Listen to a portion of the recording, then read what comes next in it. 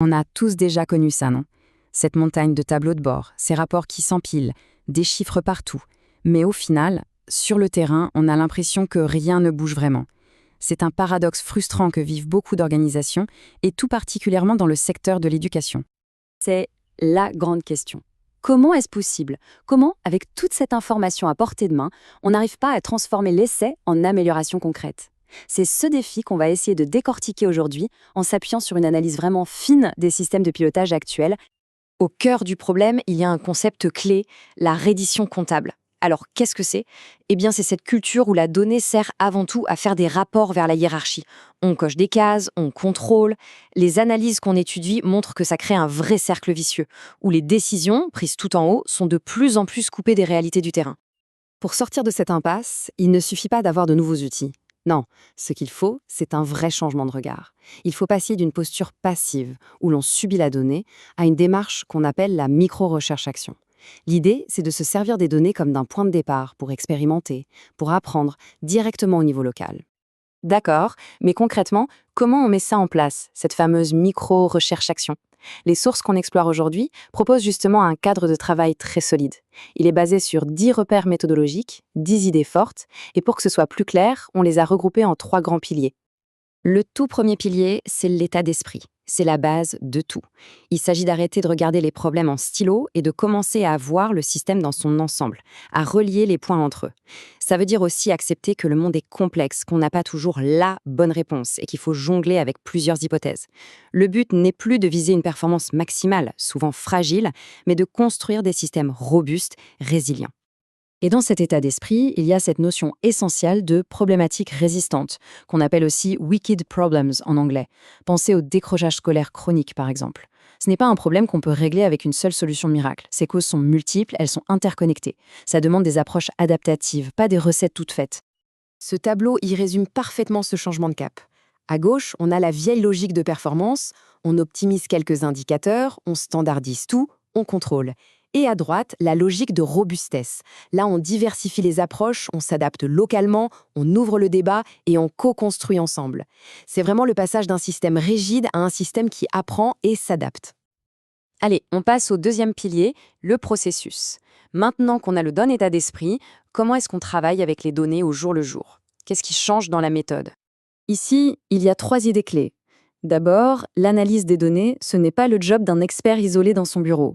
Ça doit être un dialogue, une conversation qui implique tout le monde. Ensuite, un chiffre brut, ça ne veut rien dire.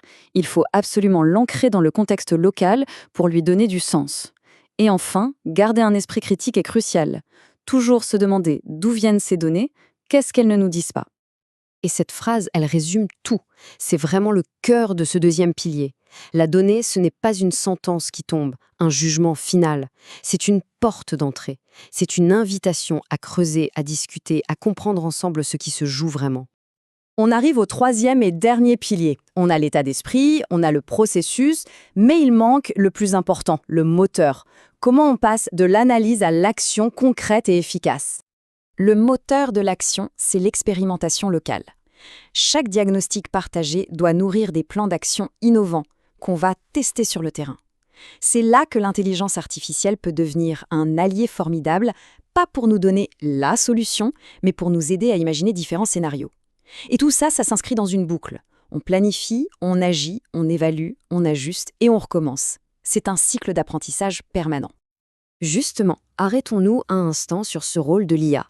Les auteurs insistent beaucoup là-dessus, il ne s'agit pas de plaquer un outil technologique magique. L'idée, c'est d'utiliser l'IA pour enrichir notre réflexion, pour la rendre plus profonde, pas pour la simplifier à l'extrême. La différence est flagrante. L'IA corrective, un peu basique, elle va juste dire « Attention, l'absentéisme est élevé ».